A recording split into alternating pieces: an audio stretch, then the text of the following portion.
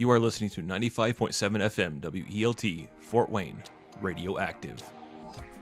The opinions and views expressed in the show are those of the hosts and guests only. They do not represent those of FreeThought Fort Wayne, WELT, or any other organization. Welcome to the Hoosier Humanist Hour, where we explore science, religion, culture, ethics, and community from the humanist perspective. Join us as we discuss those topics and more, free from the ideologies of religion and superstition. Hello and welcome to the Hoosier Humanist Hour. This show, as usual, is put together by members of FreeThought Fort Wayne. Today we have myself, V, and have two Chris's. How you doing? How's it going? Yeah. How's it going, guys? Doing pretty good, thanks. Oh, and let's not forget to mention Andrew, our sound engineer. Andrew rocks. Today, we're going to talk about Nazis. This show today is dedicated to current events, and we have some events that happened over the weekend in Charlottesville. Unfortunately, since this is a podcast, it's a week behind. So by the time you guys listen to this, it'll be a week old. But I think still should be fairly relevant topic for us to discuss. Just to mention before I forget, our email is fortwayneaha@gmail.com. And, for those interested out there to take a look at what the group is all about, you can visit us on Facebook, facebook.com/freethoughtfw, and our website, freethoughtfw.org. So let's begin talking about the Nazis and what has been happening in Charlottesville. So I guess the whole thing began on Friday, where various white supremacist groups got together and had some kind of protest in Charlottesville. It continued on Saturday. They even killed a girl. Where a car rammed into the crowd and some other cars. There's been a lot of controversy about how our president has responded to this and some of the words that he's used, and whether he condemned or didn't condemn the right groups, whether he placed blame properly on the right groups or he didn't. What do you guys think? Have you been following the events? Have any thoughts, comments, anything you guys want to mention? To be honest, I haven't. I've been actually actively trying to avoid the media, just because of how much it's been affecting me. I just haven't been able to listen to all of the vitriol and the hatred that's been happening. It's just been it's been hurting so much. So I've been trying to avoid it, but even though I've been trying to avoid this, I haven't been able to help hearing about it.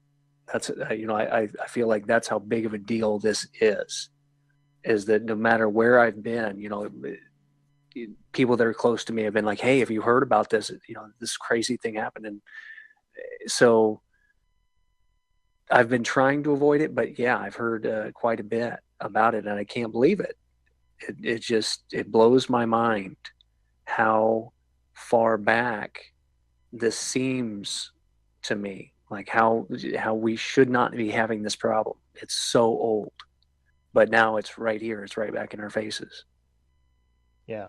I mean, many of our grandfathers of this generation, fought in World War II. They fought against Nazis, and in 2017, to have a neo-Nazi kill an American citizen on U.S. soil is absolutely mind-boggling. Like this shouldn't be happening.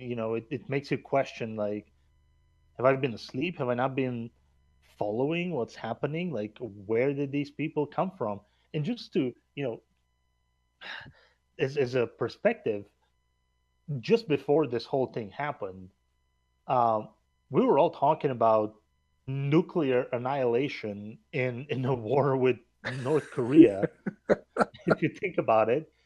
And all of a sudden, this happens and completely outshines nuclear holocaust.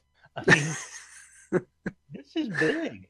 You know Well, what I and I mean? think, Like, yeah, no, well, and I think it's not just because it's big, but it's also very, it's closer to home, obviously. I think that has yeah, a big part of it. But also because it has that kind of surprise factor. Like, we haven't really seen this in the spotlight for years, decades even. right. And, we've heard about North Korea for a long time, and a lot of people have been following it. And, and that obviously that's a danger, but it's something that we've been kind of kept aware of. And this just kind of came out of nowhere. And I think that's definitely driving some of that big shock value. Right. Right. Yeah, I completely agree with you. It's just, you know, there was this feeling out there that this was one thing that we didn't have to worry about. And, maybe we kind of sort of knew that these people existed, but yeah, they were in the fringes. They weren't important. They couldn't, you know, Mm-hmm. they were kind of hiding. They were, you know, Mm-hmm. we thought that it wasn't going to be a problem. And all of a sudden, this massive rally happens in Charlottesville, and they bring out the torches, and they Well, and have so their chants, and it's just crazy. so let me I like I said, I haven't been paying attention. So let me stop you real quick, and maybe you can help me understand this. Sure. Where did that come from? Because I never heard about a rally. Yeah, and I hadn't either. I mean, the first thing I heard about was on Saturday, and I was very surprised when I saw video from it that was showing Right. So how are them these with torches people? at night. So only then I realized it had started on Friday actually. Right. So these people are obviously organizing. How are they doing that? Have you Well, they seen anything have. about that? Yeah, I mean, they have various websites.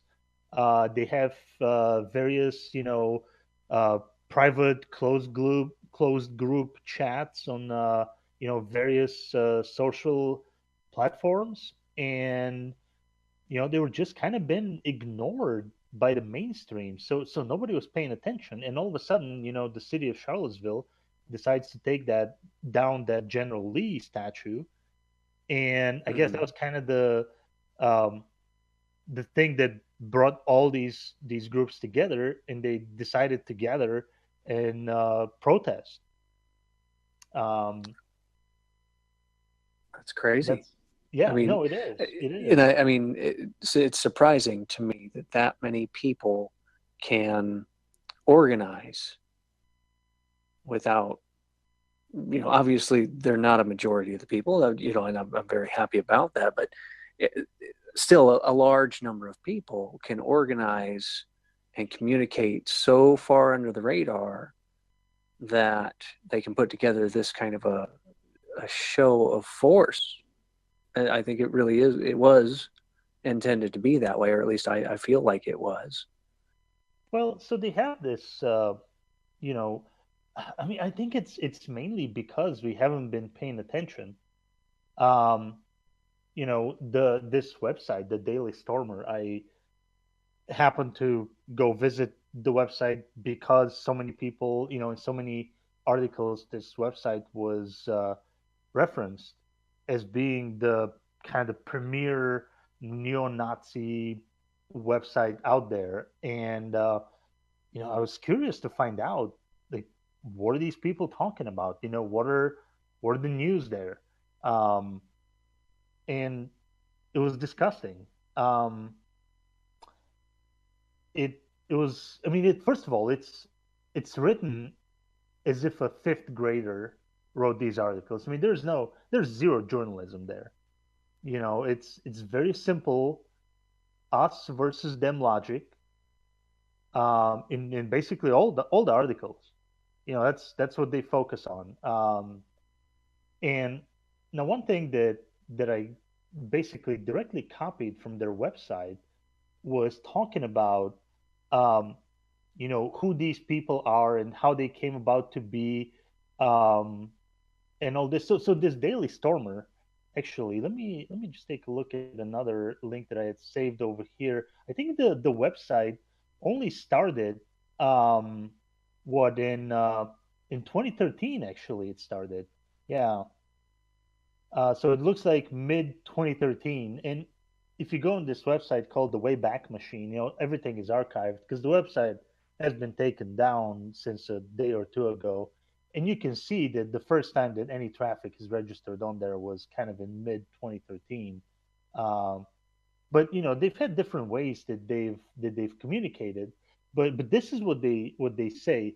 The short story is that although the term, and here you're talking about the alt right, could refer to a lot of different people saying a lot of different things, the people that it is being used to refer to by the media, Trump supporting white racial advocates who engage in trolling and other activism on the internet, are the core movement with any other group, um, are the core movement. Oh, um, with any other groups, figures being peripheral. The core concept of the movement, upon which all else is based, is that whites are undergoing an extermination via mass immigration into white countries, which was enabled by corrosive liberal ideology of white self-hatred, and then the and that the Jews are at the center of this agenda. So I mean, these people are clearly, um, you know, anti-Semitic, um, all that. I mean, it's fairly disturbing when you read some of this stuff. Fairly, um, you know, nauseating, if I can call it that. Yeah, I kind of interpret it as being like an ink blot test, where you have most of the population that sees the car behind the tree. However, then you have a subset of the population that sees uh, a house on fire, and it's like, oh, okay, um, well, I mean, all right, I guess I kind of can see that, but I don't think that's what the picture actually is.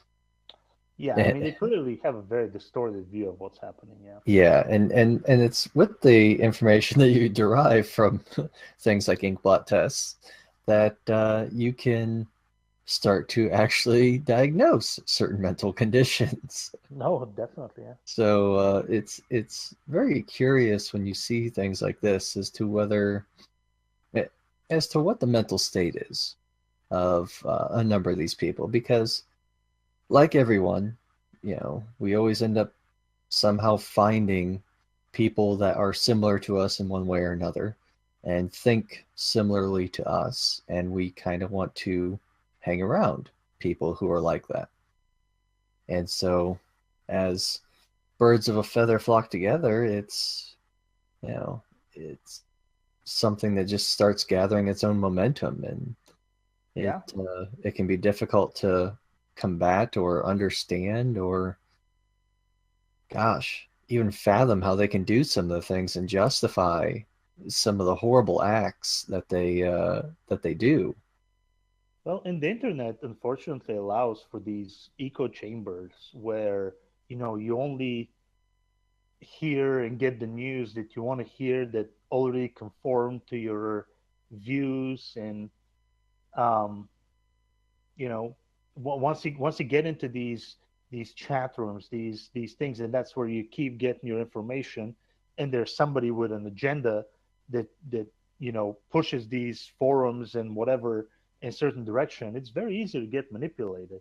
I mean, kids in various countries have went and joined ISIS. I mean, um, some people have joined the white supremacist movements.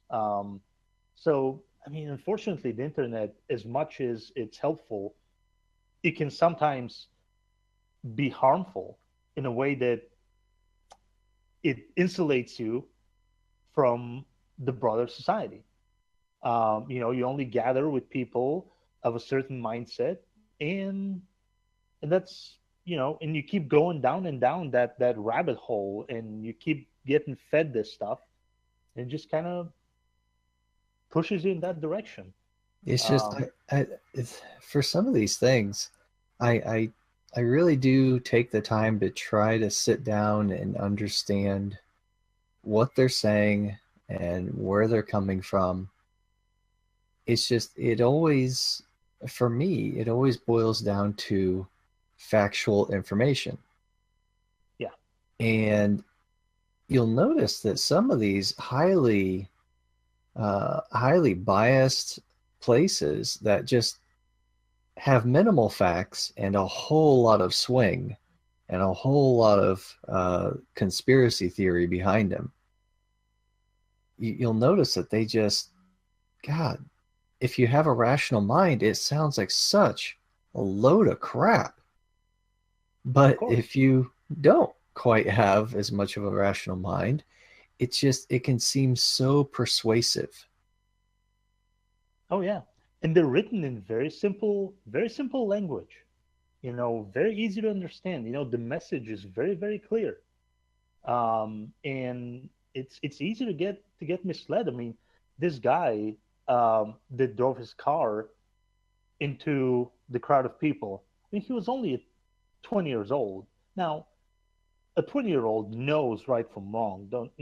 Let's not, you know, don't misunderstand me here, but it's easier to manipulate young people. And, when you kind of attract those people while they're young and you keep cultivating them, eventually you're going to get to that. I mean, I was reading some, I was doing a little bit of research uh, before the show, and the counter protest that um, has, I don't understand why, been uh, talked bad about by various people, um, was this group called Antifa.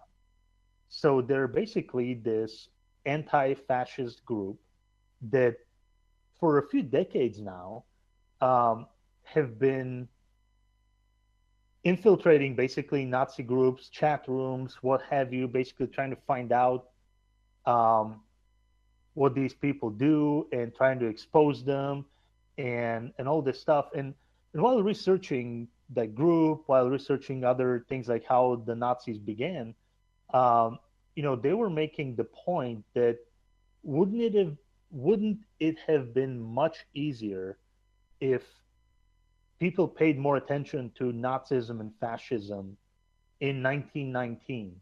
When basically that's when those movements began. What they were saying was when Mussolini in Italy first joined um, the fascist movement, there were only 100 people that went to that meeting, like one of the first meetings that they were talking about. And I guess when Hitler first went to a Nazi meeting in 1919 in Germany, uh, there was like actually when he first made a speech, that speech was only listened to by another 111 people. And on his very first meeting that he ever attended of the Nazi Party, there was only 54 people. So those movements started very, very, very small, and nobody paid attention to them. They were regarded to as cuckoos, as crazies, as you know, nothing will ever happen. These people can't possibly do anything; they're too small. And you know, 15 years later, they had already taken over Germany and Italy, and it was too late to do anything. I mean, people that wanted to oppose them, they were jailed, they were beaten, they were killed. All that. They were made to disappear.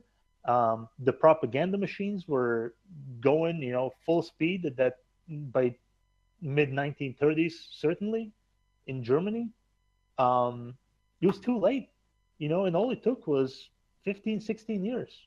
And it was already too late to stop the Nazis and to stop World War II, where, 50 million people died. Now, people are probably paying enough attention today for that not to happen, but people need to pay attention. And, whether you like what that Antifa group stands for or not, I mean, they're the only people that are actually paying attention to Nazis and fascists and all that. And they've been paying attention to them for 20, 30 years now. So, I mean, I know a lot of people want to place, kind of equal blame on both sides and maybe say that the Antifa people, antagonize the Nazis or who knows what, or they provoke them or something like that. But I don't know how people can draw moral equivalence between those groups. Yeah, and that's definitely part of the issue. But I don't know. I honestly have been trying to actively avoid it myself too, just because I've had better things to do with school starting up this week. So I've been trying to get caught up on everything, but I don't know. I just feel like, it's one of these things to where there's a bit of discord in the streets, and there's a number of different factors that are on site antagonizing one way or the other, and it's definitely sad to see so much hate being slung around, and it's hard to be empathetic towards hate groups, so to speak, Right. Especially when they're kind of trying to make a mountain out of a molehill.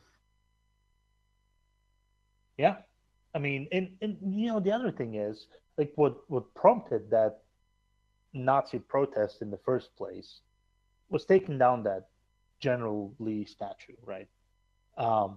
And it's, this is not art. Like, if this was an art piece, maybe you have a more legitimate view that maybe it shouldn't be taken down because it's art. But this is a monument to somebody that community did not want there, and that community most definitely has the right to say what what they should have a monument to in the middle of their city. It's not the KKK people. They came from all different corners of the country. They have no say of what statue should be in that city. They don't. They can ask to take it and put it in their backyard if they want to. That's perfectly fine. But when it comes to public space, it's the people of that town. They have the right to determine what should be on display, and they determined that they didn't want that, and they certainly have that right. Yeah, and that was something I discussed briefly with my wife, because I had mixed feelings about it too, because I don't like the destruction of any kind of artifact. So if they're just taking it down and moving it to a museum or to private property somewhere, whatever, I'm much more okay with that than just outright destroying it. I don't believe that such things should ever be destroyed, but I definitely agree that there are cases where you can agree to move them because they are felt to be archaic or inappropriate. And my wife actually sat here and asked me, she's like, well, what do you think the purpose of a statue is? And my answer was something along the lines of, well, to commemorate or honor something or someone. And it's like, well, it's kind of hard to honor someone who tried to split the country in two. Yeah. Well, and it's interesting though. I'm sorry to jump back in, but I think you've got an interesting point, because we've seen, I think that, like V said, there's a lot of people who came from really way out of their territory to make a statement about how they felt about this particular statue. And I don't think it was really about the statue. I think it was a rallying point that they used. It was more about their untargeted anger about how they felt they were being treated. Now, whether or not that treatment is deserved or whether or not it's even perceived correctly is completely up to debate. But I think that we have to admit that these people felt as if, or have felt for a very long time, as if they have somehow been persecuted. And this was their chance, or somebody used this as their spearhead to kind of bolster their morale. And that's why we saw so many people come into that area. Now, as for the idea of, do we allow people from that far out to choose what should be in an area that local people have obviously objected to? Because many people did. Many people said, you know, I drive by it every day and it physically pains me to see it. I agree. I don't think they should have that opportunity. However, at the same time, I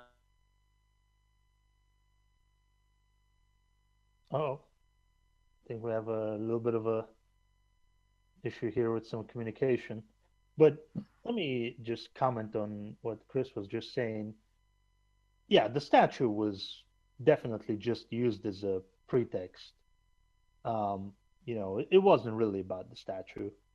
When you hear what they were chanting on the streets, it was obvious that the statue wasn't really a thing. I mean, when you heard stuff like, you know, what they were chanting, that Jews won't replace us, you know, that's what they were saying. Or when you heard people saying stuff like, oh, what's another one? You know, blood and sands. That's another one that they were mentioning. Or how, oh, this was a good one, was when they were saying, oh, you think that our torches are really hot, wait until you feel the gas chambers. You know, when you hear stuff like that being talked about on the streets, you realize that it really wasn't about the statue. So it's so sad that this had to happen here. You know, one thing that I thought was very interesting that we could move on to, you know, after that girl died, the Daily Stormer immediately published an article about her. And, you know, the article is titled Heather Heyer, woman killed in road rage incident, was a fat, childless 32-year-old slut. what? I am so sorry about this language that I just used. That is the article from the Daily Stormer. That is the title of the article from the Daily Stormer that they wrote about the Heather Heyer, who is the girl that died when that car crashed into the crowd. Kid you not, that is the title of the article. And it's one of those things like 5 things you need to know about, you know, what happened, because there's like 5 points basically in this article. And I mean, it's disgusting. Absolutely disgusting. So let me go through this really quick. I'll just hit the highlight. Sure. It's so sad, and I apologize for the language I have to use, but I am directly reading this from the disgusting neo-Nazi website, the Daily Stormer, which, as I mentioned previously, has been taken down, but this is an archived copy that is still accessible. So she is being called a 32-year-old overweight slob with no children. Number one that they mention on here is that she was fat and a drain on society. A 32-year-old woman without children is a burden on society and has no value. This is directly, this is, I'm just reading it directly. You know, let's see, what do they say? The average female lifespan is 81 years. That means that for 49 more years, this fat slob would have been leeching off of men's work. Oh, oh, get this, due to female privilege and the fact that they do virtually nothing their entire lives, women live an average of 5 years longer than men. I mean, this is just insane. Pain? Yeah, go ahead. No, it's painful. It's painful to hear. Yes. Physically painful to hear. It enrages me to hear. I mean, because it's obviously, you know, there's a lot of justification there drawn from nothing. No evidence, there's no rational thought there. Yeah. To make those claims about that person or women in general. Of course. Yeah, You as know? I said, this is written as if a fifth grader was writing this. You know, this is written, it's pure propaganda, black and white, us versus them, pure propaganda. And this is their premier website. You know. Yeah, no, and the thing that I just don't understand is how do you go that far down that rabbit hole? I cannot. I don't know.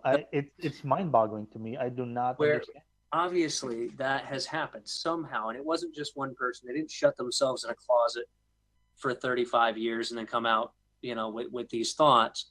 Somehow, somewhere in their lives, other people, you're hearing a lot of people there. You're hearing a village that has raised that. Right.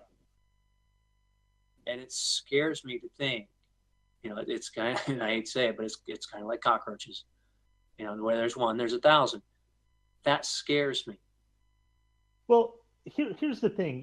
So one of there's some kind of blog or something like that online that has been looking through pictures of the various people that participated in that march and has been identifying who they are publicly. And so a father found his son as having participated in that march, and he basically completely disowned his son. I think it's happened that a couple of people like that had been in the media. And, you know, one thing he said is that, one of the fathers said that he had no idea that his son was into this kind of stuff. The other father said that he had known that he kind of sort of had those thoughts. And recently, like, they had been scared to be around him even. And they basically, like, both of those fathers said that their sons are no longer welcome in their family, and that this is not what they were taught as they were growing up. This is, you know, they had no idea how their kids got into this kind of mindset and all that. Like, how were they led so far down this rabbit hole? But, you know, basically at least two families have disowned their children for this.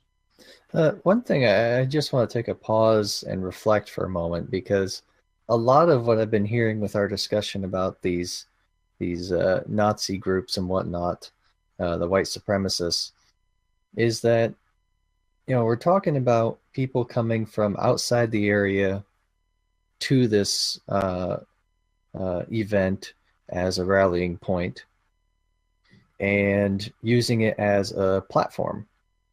Yeah. To spread their message. And you're also saying that some people are being caught off guard by finding out that certain family members have been discovered to align with this particular group. Yeah. And then subsequently disowning them. So I can't help but draw parallels between all of this and anything that secular people do. You know, you will see them doing very similar activities to where they'll see an injustice.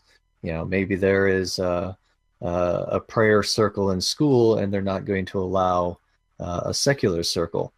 And you'll see, you know, secular people gather from all over the country and picket and protest and use it as a platform to try and right this wrong in the U.S. And at the same time, you'll see people who see pictures of family members at these rallies and be like, I didn't realize They were secular. We raised them to be better than that. We raised them to honor and love the Christian God. And those people end up being disowned or publicly or shunned or whatever, and they end up worse for wear too.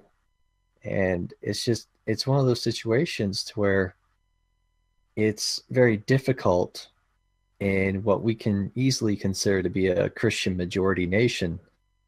It's very difficult to try to sit here and denounce the Nazis, who are clearly bad people and supporting horrible things, when there's such a relativism that we're not high. We as secular people are not much higher on that list than Nazis. We are still, we are still very, very hated in this country and not very well understood. And so that's the key, though, what you just said there. That last part, that we're not very well understood. Right. I think if people were to examine the fundamentals of humanism, what they'll find out is that it's all about being good, doing good things, equality between all people.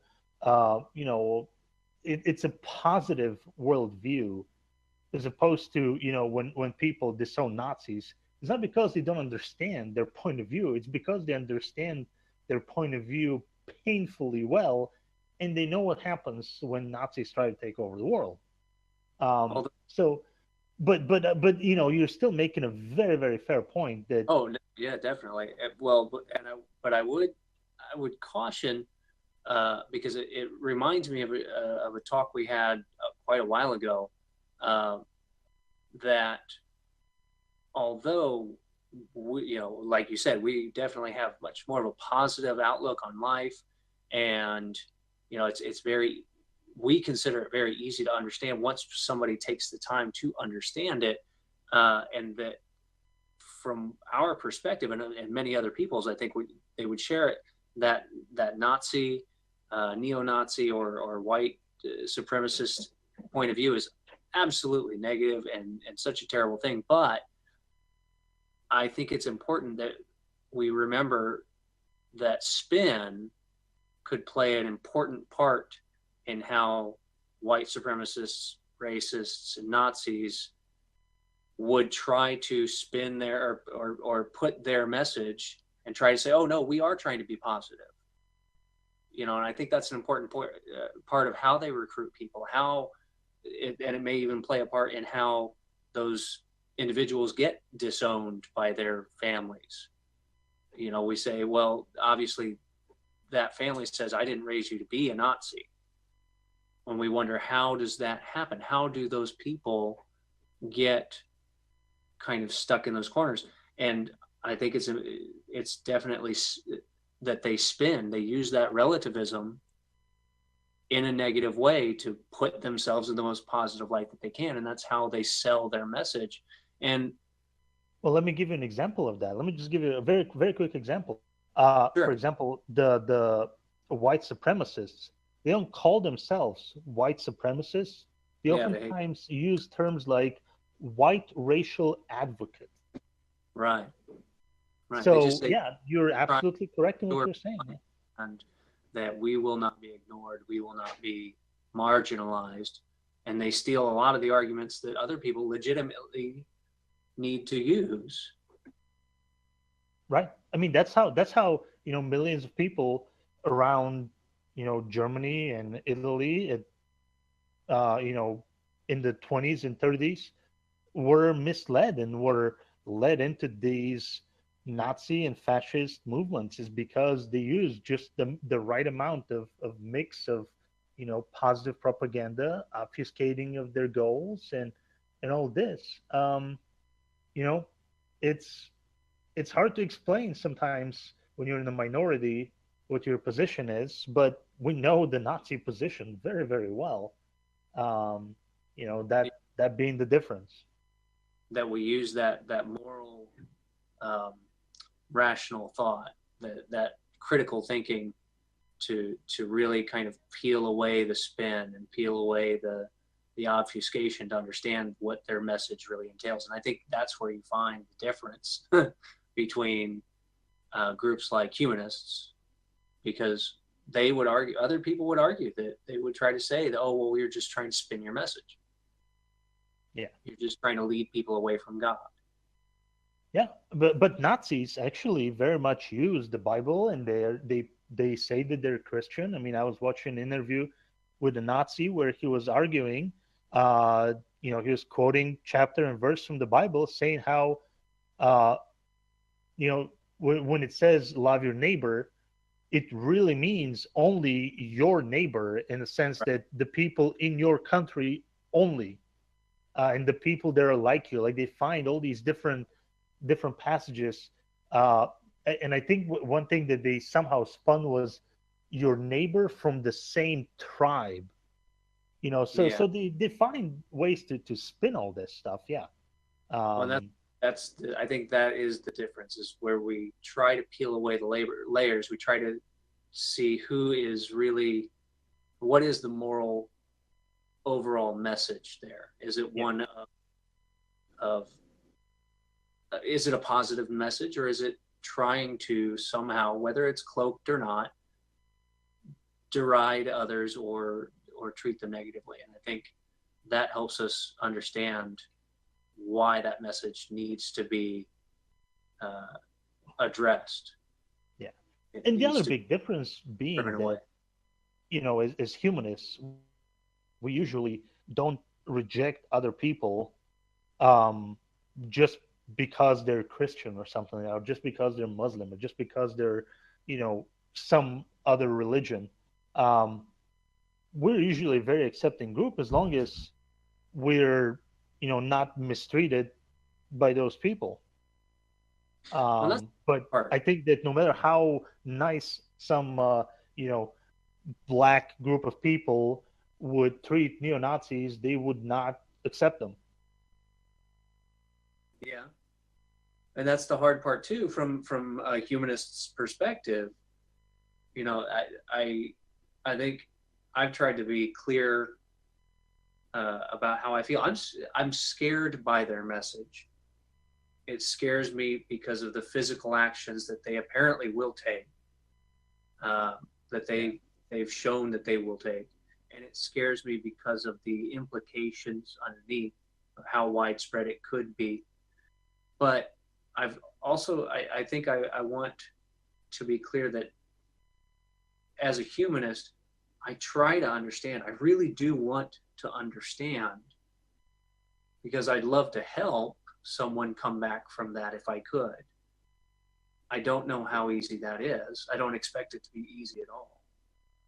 But I think it's important that as humanists, we keep a perspective on that and it's hard to say, well, these are still people. I have to care to a certain, and maybe that's why it hurts so much to see that kind of hatred from a person. No, it really does. I mean, let me just kind of, I'll just skim through the article really, really fast, just to finish it, just to get the idea of how hateful these people really are. So they call her here, that she's a gross creature who had failed to do her most basic duty, her only duty, in fact, and reproduce.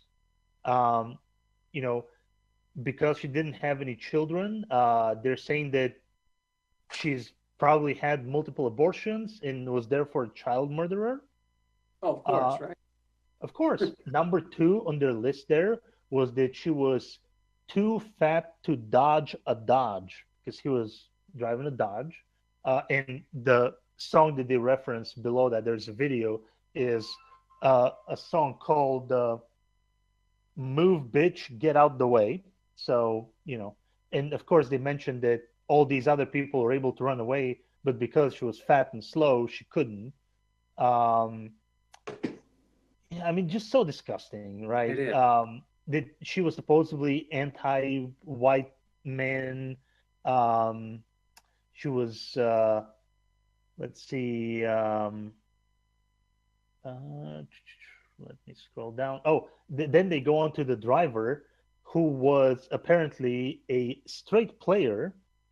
Um, he was a hardcore player, and sources claim that he didn't give a.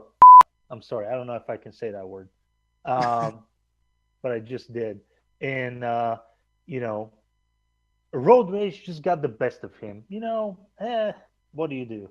Well, Um, see, and I wonder yeah, how they would feel about other sources like the police who say he has a history of attacking his mother. I mean, yeah. They probably How didn't. They didn't mention that. They didn't mention that. One thing that they mentioned though was that the hatred against him is simply player hatred rather than the concern over the death of some useless soul.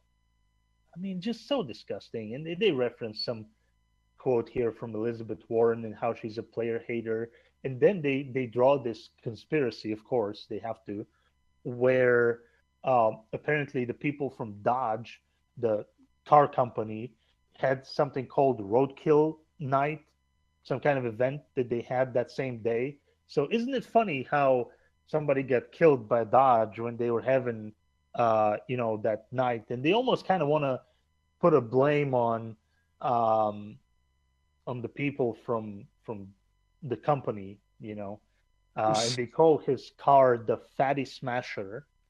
Um, and there's some reference to Dodge this. I mean, just so disgusting. I'm done with this. I can't. I can't. This is yeah, just so ridiculous and disgusting. Yeah, I well, mean, go sorry. ahead, Chris. I was going to say, just with the exception of some of the abortion comments and getting hit by a car, I've heard all of those comments from my family, Oh no. from certain members of my family in reference to me, because I'm 32 years old, I'm overweight, and some people consider me to be a waste of space as well. So it sounds like me and this poor lady that died have a lot in common. Um, So I'm, sad. So sad. it is. I'm speechless. I don't know how to process that. Um, I don't know how to address it. I don't know how to work towards helping with that. But I think that, you know, deep down, that's where I want to be. I want to be someone who would help that situation. But we've got so far to go. I heard an interesting interview, not related to this, but it was related to race relations. And the interviewer really impressed me because he was a young man interviewing a woman, and he was faced with some very, very staunchly held racism, not directed at him, but it was a worldview. And he, in summarizing his interview, he remarked, and he stayed calm the whole time, and I was really impressed by how he handled that. But he said in the summary, at that point, I thought to myself, how many conversations need to happen to bridge this gap? I saw the gap, I saw how wide it was, and I just had to ask myself, how long, how much work, how many conversations is it going to take to bridge that gap? Because that gap has to be bridged at some point. But when you see the depth up close and personal like this, it makes you have to take a step back and just say, wow, that's a lot of work. Yeah, I mean, these people are not going to go away. So it's an interesting idea to ponder as to how do we bring them back into society. Um, and I think an example of that would be, what happened after the Civil War. Now, I don't know that much about the Civil War in the U.S., but from what I understand, um soldiers on the losing side were not jailed They were not, they were allowed to go back home, and there was very few repercussions, which is unusual. And so, you know, we have to show these people somehow that we're not after them. We're not trying to, replace them. We're not trying to remove them from society. That, we're peace-loving people, and as a society, not just humanists, but all of the other people that are not Nazi and crazy fascists. We have to somehow find it in us to welcome these people back into society when they decide to rejoin us.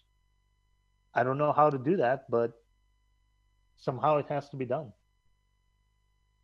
Well, I think it's interesting that our current, a lot of our current political climate centers around jobs, and I think that a lot of the white supremacist arguments also center around jobs. They're very afraid of not being employed, and they blame a lot of other people for taking their jobs, finding those things.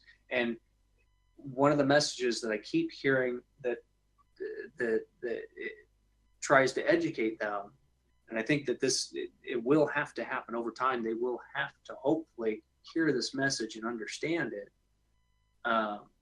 but that it's not people taking their jobs. Their jobs aren't going overseas.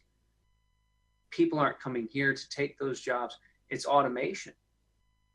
Yeah. Automation and the evolution of technology that's not taking jobs, but changing the jobs that are available to us.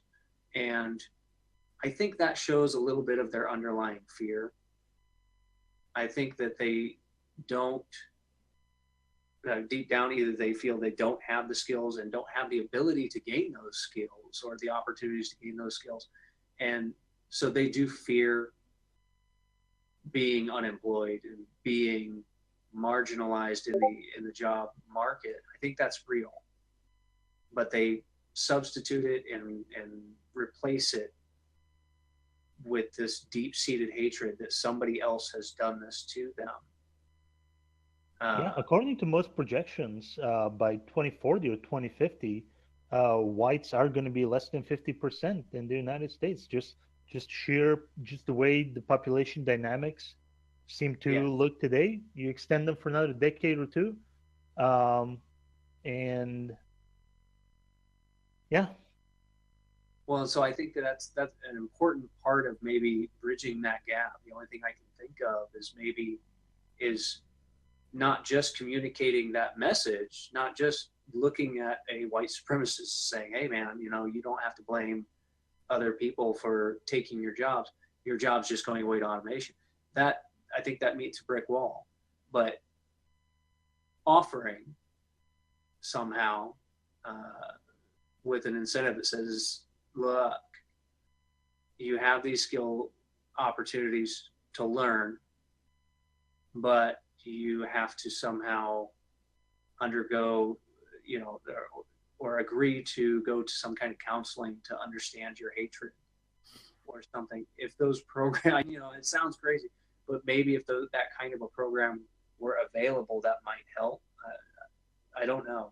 Just funny enough, there was some group up until very recently that was actually receiving some kind of grants from our government that was working to help people that are leaving Nazi groups and fascist groups and all that basically rejoin society. And interestingly enough, make of this what you will, under the Trump administration, they lost their funding. Yeah. So make of that what you will. I don't remember the name of the group. I wish I remembered it, but it's not coming to mind right now. I don't want to make anything out of it. I mean, I know as a government, we have to make priorities, and that was probably fairly low on the priority list.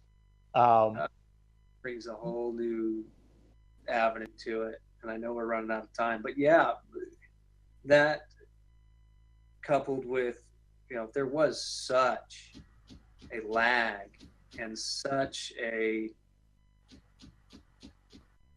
spin on how the Trump administration, and I don't just say Trump, I don't just blame him. I look at the entire administration and say there was not anyone coming forward with a strong message or a conviction to end what was going on.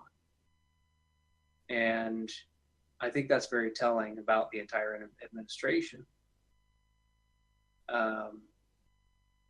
And I hope that reporters, I hope that the news and the people, I hope they will continue to ask for clarification.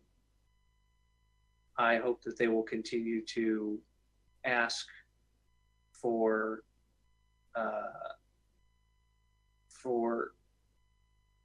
ownership and transparency for why that was not addressed. I mean, it was practically a national emergency. It was declared a state of emergency. Why was it not addressed like anything else? And I think the media has been doing a fairly decent job on this. They've kept pressure on the administration, all these other people. But there has been some very ambiguous statements. Are they condemning both sides, just one side, going back and forth from one to the other, just this non-clear thing, and what does it mean? And we still don't know what our president really thinks, to be perfectly honest. I mean, I don't know. He's made weird statements, basically. Man, it makes a lot of those. Yeah. Well, one other thing, I think we only have a couple of minutes left, that I wanted to bring up that I thought was actually rather funny. If you can at all, find anything funny in this story. But apparently, the Nazis have recently been getting DNA tests. Websites like 23andMe, Ancestry, like all these various websites where you basically, spit in a cup, send it in the mail, and they analyze where you're from. Now, I did that a few years ago, and, I'm mainly two groups, but I have, a few percent of this, a few percent of that. Not necessary even to mention what groups they are. It's completely irrelevant. We're all the same after all. But apparently a lot of people don't really like their DNA results. Actually, according to these, I think it was a couple of professors that, again, infiltrated all these chat groups and started doing searches on the posts and all this. They determined that only about 30% of the Nazis that took these DNA tests actually liked the results. So something like 70%, are apparently not really pure enough, according to their own standards, to be Nazis. For the win again. The science. You gotta love science. That is all the time we have for you this week. This has been the Hoosier Humanist Hour. Be sure to check out FreeThought Fort Wayne on Facebook and on meetup.com. Thank you for listening, and we hope your days are filled with logic, reasoning, and the eternal quest for knowledge.